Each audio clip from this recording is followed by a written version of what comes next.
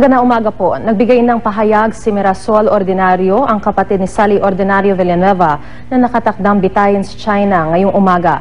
May breaking news si Ivan Mayrina. Ivan? Yes, Maris, makalipas nga ang magdamag na pagiging mailap sa media ay humarap kanina itong si Mirasol Ordinario at nagbigay ng pahayag. Narito ang bahagi ng kanya naging pahayag. Nag-pray daw muna sila bago sila pumunta sa reflection house daw po. Na sana magkamilagro pa talaga.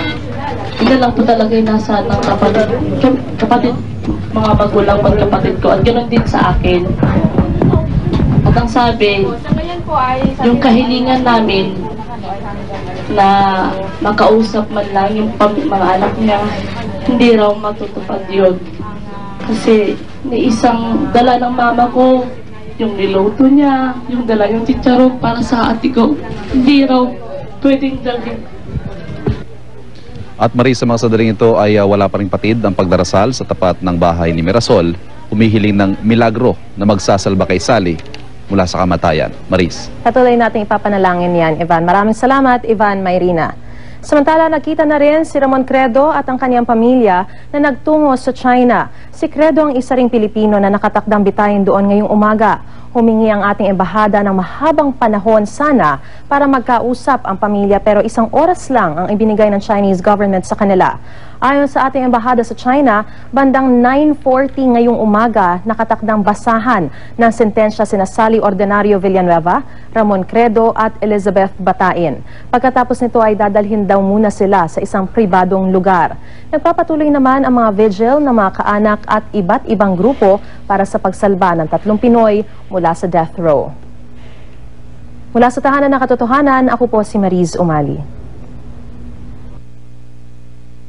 Kausap namin si Attorney Ed Malaya, sinasabi namin sa kanya na, sir, nasa teritoryo nyo ngayon ito at ito yung mga bagay, panahon na dapat ay naririnig ang ahensya. Pero naunawaan din namin na parang sa mga ganitong sensitibong oras ay panahon ay hindi rin siya basta-basta, ora-orada, hindi kagaya ng dati na madali siyang tumayo sa harap ng camera para magbigay ng statement sa iba't ibang nagaganap sa iba't ibang panig ng mundo. Alright, Mark, naiintindihan din naman natin na syempre kailangan din maging maingat, gaya nga na sinabi, maging maingat ang Department of Foreign Affairs, lalo na sa napakasensitibong pagkakataon na ito, itong napakasensitibong balita na kinakaharap ng ating mga kababayan na nasa death row. Pero meron ka bang idea paano makaka-apekto sa relations ng Pilipinas at China itong naganap, bumalik pa muli sa China, nakiusap pa muli ang ating Vice Presidente, pero talagang mahigpit ang batas nila doon, ano? Paano ba makaka-apekto ito sa relations natin? Alam mo, kung ikaw ay observer lamang, hindi mo agad masasabi, ano? Dahil alam mo, ang diplomatic language ay mahiwaga at syempre hindi yan sinasabi kung ano man sa publiko, kung ano man ang kagyat na epekto ng nangyayaring ganito. Pero kasi pag naririnig mo lamang yung mga official pronouncement, both sides, ano, yung Chinese Embassy, kahit na yung kanilang, yung Beijing mismo ay nagsabi na they hope na wala ito magiging epekto sa RP-China relations, at ang ating DFA din naman at ang Malacanang ay nagsasabi rin na this will not affect. Ngayon, yan yung kanilang mga public pronouncement. Ngayon, yung hindi natin nakikita ay yung maaaring magiging epekto nga nito pagkatapos. Umabot tayo sa pakiusapan pero hindi tayo napagbigyan sa kaso ng 3 nating kababayang naitakda nga mabitay. Oo, Mark, yung kanina meron ka nang binanggit tungkol dun sa pakikipag-usap mo sa Chinese Embassy. Pwede ba nating linawin lang ano ulit yung naging detalye ng conversation mo or kinausap mo ba sa pamamagitan ng telepono? Kay Ethan San, ano? Si Ethan San yung tagapagsalita ng Chinese Embassy dito sa Pilipinas. At sa kanya nga natin kinukuha, matapos siyang ituro ng DFA, nakuha na ng detalye kung ano ba yung proseso pagkatapos ng bitay na magaganap. Kailan ba at paano iuwi yung sila Sally Villanueva, si Ramon Credo at saka yung si Elizabeth Batain.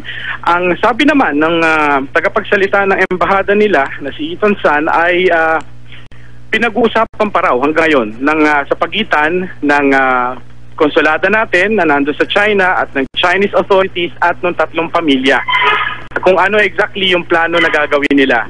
Pero sa ngayon, meron tayong source na nagsabi sa atin na may preference na raw na binigay ang pamilya Ano yun? Noon Sorry. pa man, bago pa sila lumipad, may preference na raw na binigay ang pamilya na gusto nila ay mag-cremate. Meron namang isa gusto nila may uwi ng buo. Ngayon, wala tayong official confirmation dyan, Marisa, no? Pero yung mga ganun tanong lamang at plano kung paano ang pag-uwi sa kanilang tatlo ay hindi pa nila maipahayag sa ngayon.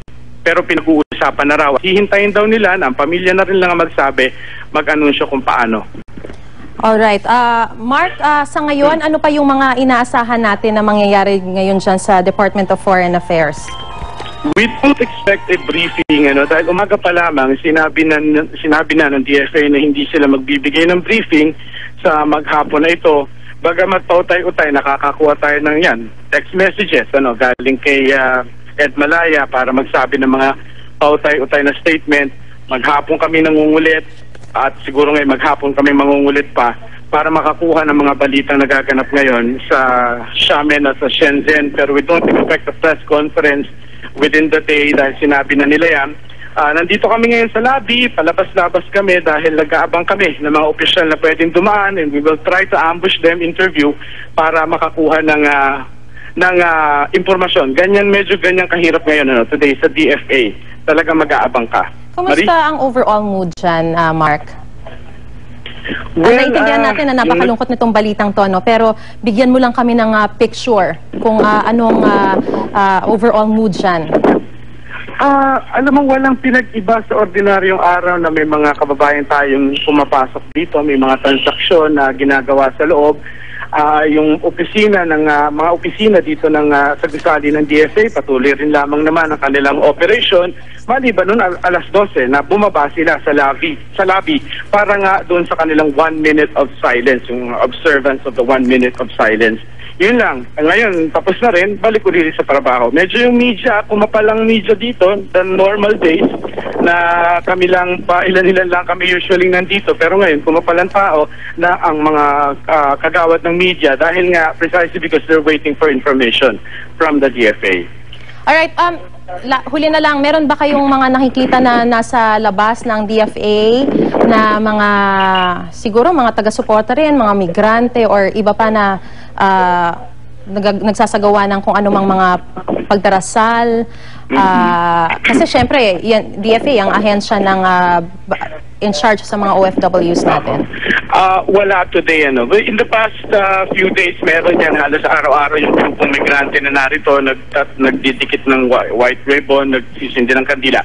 But not today. I think, Maris, kasi nakakonsentrate ngayon din yung grupo na yon sa pamilya ng tatlo na natakda nga mapitan ngayong araw na to. So today, here, wala rin police sa mobile. Usually nakikita namin nag-antabay sa labas ng gate.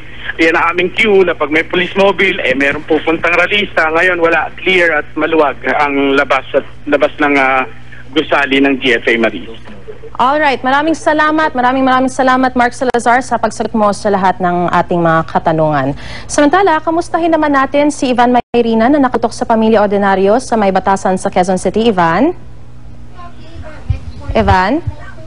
Oh, BT yan. 7 muna, 7. Ivan, 7. nasa flash report tayo ngayon. Alright, sinusubukan po nating puntahan at kumustahin ang nangyayari sa pamilya ni Sally Ordinario Villanueva, at nakatutok nga po doon ang ating kasamang si Ivan, pero mukhang nagkakaproblema pa tayo sa kasalukuyan. Gaya nga po ng naibalita na natin, para po sa kabubukas pa lamang ng kanilang mga telebisyon ay kinumpirma na po ni Vice President Jejomar Binay na patay na po ang tatlo nating kababayan na nasa death row. Samantala, balikan natin si Ivan Mayrina na nasa May Batasan, Quezon City sa mga oras na ito. Ivan, kumusta na dyan? Kinumpirma na ni Vice President yung pagkamatay nga ng tatlo nating mga kababayan na nasa death row. Yes, Maris, may 10 minuto na nga nakalilipas na mula nang makumpirma dito sa ating kinalalagyan na patay na nga ang tatlong Pilipinong nasa death row sa China. At sa ngayon ay hindi pa rin natin nakukunan ng reaksyon itong si Mirasol Ordinario, kapatid ni Sally Ordinario Villanueva, na isa nga sa mga binitay nating kababayan sa China. Nangako siya, Maris, na magbibigay siya ng pahayag, pero sa ngayon ay hindi pa raw siya handa. Nakikiusap siya sa media na at her own time siya magbibigay ng kanyang pahayag. Samantala, Maris, kakatapos lamang basahin ng Migrante International ang kanilang naging reaksyon sa ginawang pagbitay nga sa tatlo nating kababayan sa China. Kinukondena ng migrante ang Philippine Labor Export Policy at sinisisi nila ang ating pamahalaan sa nangyari sa tatlo nating kababayan na nabitay sa China dahil nga sa mga kasong may kinalaman sa illegal na droga. At nakikiramay sila sa pamilya ng tatlo nating kababayan na wala raw naging kasalanan kundi ang mangarap ng mas magandang buhay para sa kanilang mga pamilya.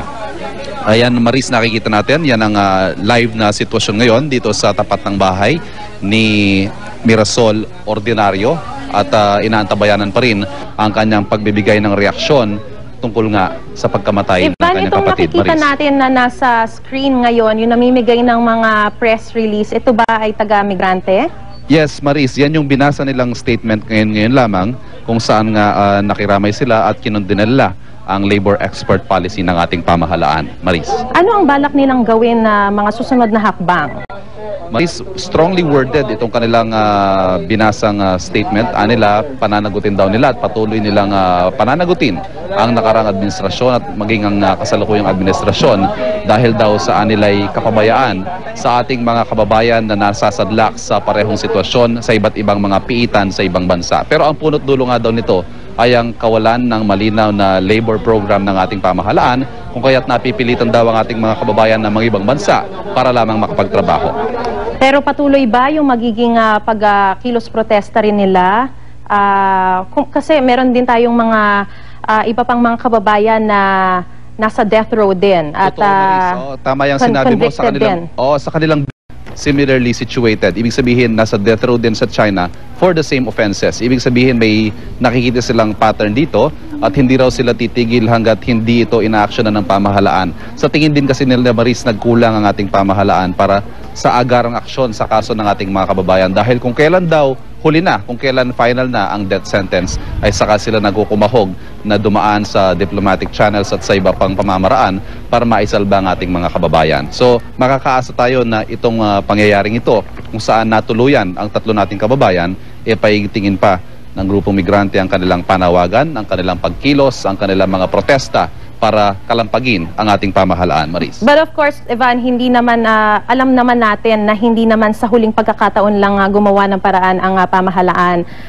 Nung magmula pa lamang nung kino-convict sila or nasa hearing pa lang, hearing process pa lang, meron na tayong mga kinatawan mula dito sa Pilipinas na tumutulong sa ating mga kababayan doon ng mga abogado. So hindi ba nila inintindi yung ganun ding mga paraan, mga hakbang na ginawa ng ating pamahalaan? Correct, Maris. In fact, yung sinasabi natin ngayon, linawin na lamang natin para sa ating mga manonood na ito po ay mga opinyon ng grupong migrante. Isa pong militanteng grupo ang migrante na tumitingin sa nagbabantay sa kapakanan ng mga overseas Filipino workers. At yun ay ayon sa kanilang opinion, Maris, hindi natin sinasabing nagpabaya ang pamahalaan, pero sa tingin ng migrante, nagkulang ang pamahalaan at sisiguruhin daw nila na hindi na ito mauulit at pipilitin nilang gumawa ng mga hakbang para mas pagandahin pa ng ating Department of Foreign Affairs ang pag-handle ng mga kaso ng mga Pilipino na nasasadlak sa death row sa iba't ibang panig ng mundo. Alright, maraming salamat, Ivan Mayrina, at patuloy tayo mag-aantabay dyan sa inyong kinalalagyan dyan sa batasan sa Quezon City para nga sa pagsasalita na o pag nagbigay na ng pahayag itong kapatid ni Sally Ordinario Villanueva na si Mirasol. Samantala, sa punto pong ito, kausapin naman natin si John Consulta, nakasama si Mrs. Credo sa Imus, Cavite. John, ano na ang latest dyan? Maris, balot na nga ngayon ng matinding lungkot at pagdadalamhati itong bahay na tinutuloyan ngayon ni Mrs. Credo dito nga sa isang bahagi ng Imus, Cavite, matapos nga malaman ang pagkamatay ng kanyang asawa. Sa mga oras na to ay hindi pa rin nga sila makapaniwala sa sinapit ng kanyang asawa, bagamat napaghandaan na nila, ginawa sila ng mga preparasyon, pero hanggang sa huli ay umaasa pa rin daw sila sa maari daw na mangyaring milagro, lupa na napakarami daw ng mga tao ang nananalangin para sa kanyang asawa at maging sa dalawang iba pang mga Pilipino na nahatulan ng kamatayan. In fact, Maris, walang antigil yung text at tawag na kanyang nakukuha mula sa mga kaanak at sa mga kaibigan, pero ang talagang inaantabayanan niya ay yung impormasyon manggagaling sa DFA. Kaya nung dumating na nga itong impormasyon na pag-aanunsyo ni Vice President Binay, talagang walang salitang makakapagsalarawan na Maris doon sa matinding kalungkutang nararamdaman nitong pamilya Credo sa mga oras na ito. Maris. Oo, John, nakakausap mo si Mrs. Credo. Ano ang mga balak nilang susunod na gawing hakbang? Sa ating pakikipag-usap sa kanya kanina bago magkaroon ng formal na announcement doon nga sa pagmatay nitong si Ramon Credo, ay sinabi niya na sa kanya pakikipag-usap sa DFA ay pagdating nga ng labi nitong si Ramon Credo ay 1 o 2 araw ay mananatili ito sa kanilang tahanan para magkaroon sila ng panahon para magluksa, at ito naman ay ibibigay din sa kanyang ina na nakatira ilang layo lamang mula sa kanilang tahanan. Pero sa ngayon, Maris, bukod dito sa mga preparasyong ito, mas pinagtutuunan nila ng pansin ang pagluluksa dahil talagang matinding pagsubok daw ang kanilang kinakaharap sa mga oras na ito. Maris. Maraming salamat, John Consuta. Samantala po, para sa mga kabubukas pa lamang ng kanilang telebisyon, kinumpirma na po ni Vice President Jejomar Binay napatay na po ang 3 nating mga kababayan na nasa death row sa China. Isa pong napakalungkot na balita para sa buong sambayan ng Pilipino ngayong araw. Sila nga po sina Sally Ordinario Villanueva, Ramon Credo at si Elizabeth Batain. Ang DFA po hindi pa nagbibigay ng formal na pahayag hanggang sa mga oras na ito. Bagamat kaninang alas 8 ng umaga ay nagkaroon nga po ng isang misa para ipanalangin ang kalagayan ng sitwasyon ng ating 3 kababayan na nasa death row. At ngayong alas 12 ng tanghali po ay nagkaroon o nanawagan din sila ng minute of silence para ipagdasal muli ang ating mga kababayan.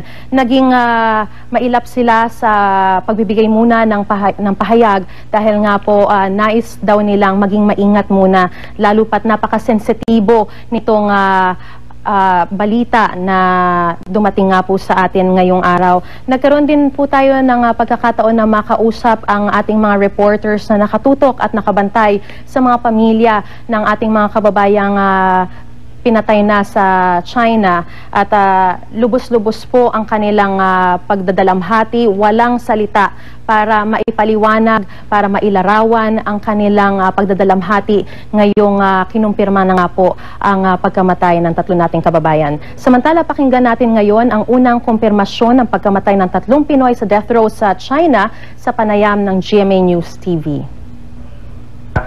Gandang hapon yata dyan.